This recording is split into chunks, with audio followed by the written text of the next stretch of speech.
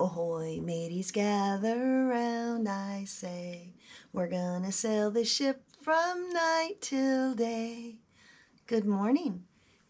It's January 25th, 2026, 6:30 a.m. Pirate time. Welcome aboard the ship, matey. I've been doing some designing. I redesigned my ship. Do you like it? I made the water better and my ship deck bigger. So I was watching, what was I watching? I was watching something on YouTube, and they brought up double talk, double think. And I thought, that sounds a lot like what's going on with a lot of us parents.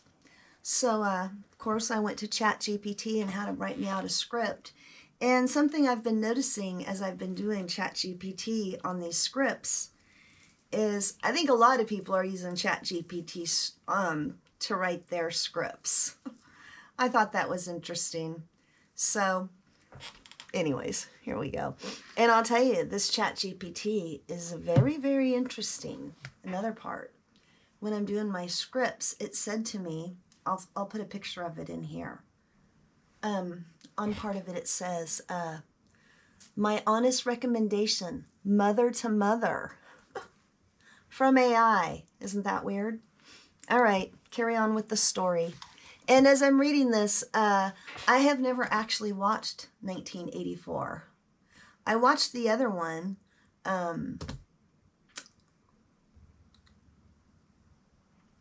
What is the movie that's like 1984? George Orwell's 1984, but it's not. A Brave New World. I remembered it before it even came up. Like George Orwell's 1984, but isn't an adaptation? Check out Brazil by Terry Gilliam. Oh. Other films with similar themes of oppression. Well, here's another one. It's called Brazil, 1980. And Gattaca.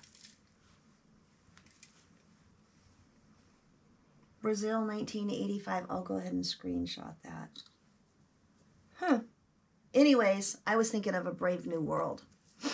But I've heard enough about this 1984 to kind of get the idea.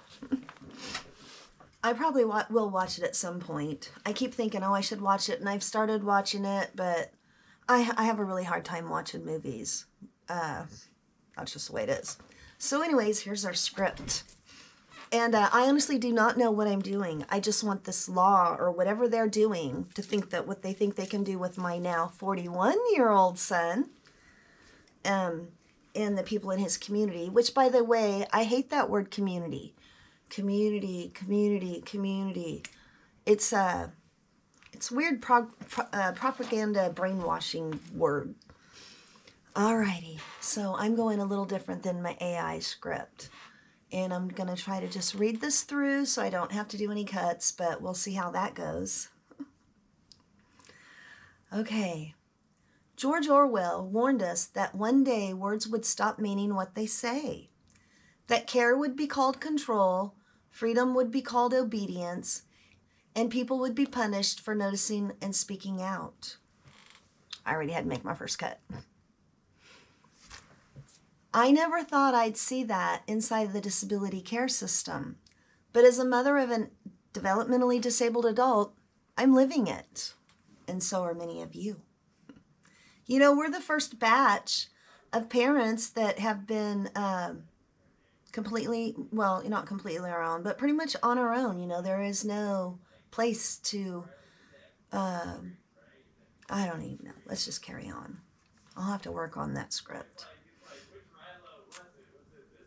If you're a parent, a caregiver, or someone who believes words should mean what they say, this matters more than you think. Tonight, I want to show you how person-centered care can quietly stop centering the person and what happens when a mother speaks up. Welcome to Rogue Mother Rising. This channel exists because silence protects systems, not people. In 1984, Orwell called this doublethink, holding two opposing beliefs at the same time and accepting both as true because authority says so. I used to think that book was exaggerated. Then I entered the world of disability services. That's when I learned how powerful language can be when it's used to erase reality. You've heard the words person-centered care, dignity of risk, autonomy, community inclusion. They sound good, they feel right, until you ask what it actually looks like. I'm the mother of an intellectually, developmentally disabled son. I've been a mother since I was 15 years old. This isn't theory. This is my life. This has been my whole life. This is my career. This is my schooling. This is my everything. And when all of this started, when I first sent them the first text telling them why I thought this was a terrible idea, I said that my son has a mind of a child, and I'm sure a lot of the other people there have a mind of a child. And then they put an open post on their feedback, on their Facebook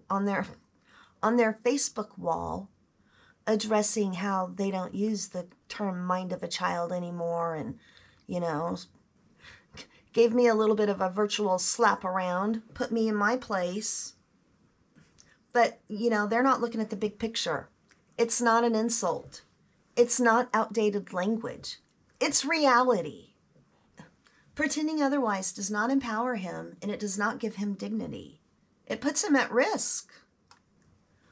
I privately raised concerns about intellectually disabled adults being taken to strip clubs by paid caregivers. I didn't post it publicly. I didn't shame anyone. I simply said I didn't believe it was appropriate, and I thought that they should rethink this decision.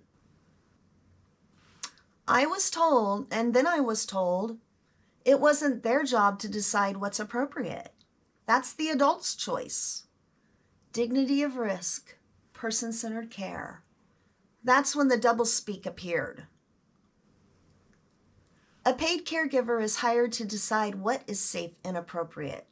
You cannot be hands-off and responsible at the same time. My private concerns were turned into a public post. My words were used to correct me. The message was clear. Speak up, and this could be you, because the paid professionals know more than anybody else, just like the New Age autistics, the New Age TikTok autistics.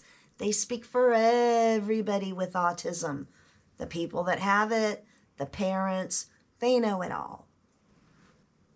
That's not inclusion. That's intimidation, and I won't be intimidated. Parents are not obstacles. We are safeguards. You'd think that they would realize that. The people at the place know me. The right to risk does not mean no judgment. It does not mean no protection. And it does not mean silencing families, especially mothers. Risk without protection is not dignity. It's abandonment, dressed up as progress. This is why Orwell still matters, because when language is twisted enough, people stop trusting their own instincts, and that's exactly what's happening. I was pretty angry when I replied to them. They called the cops on me. I'm calmer now, but calm does not mean silent. No mother should ever be punished for protecting her child, no matter the age of the mother, no matter the age of the child. If you've seen this double talk before, leave a comment. Silence is how it survives. That's why I'm speaking out on my channel, because I honestly don't know what to do at this point. And I'm still waiting on my guardianship papers. I have no idea how long it takes. I don't know if we already did the wait or that we have to do a 20-day wait now. For some reason, I keep remembering that 20-day wait. In any case, I'll be getting that soon, and holy moly, if they don't give me guardianship, that's just going to be like, okay, something is seriously wrong. So at that point, I probably might introduce my son on my channel here to you guys so you can see for yourselves how wonderful my son is, and I don't want his beautiful, beautiful spirit tainted by those weirdos. That's how I feel. And he has no idea what a strip club is.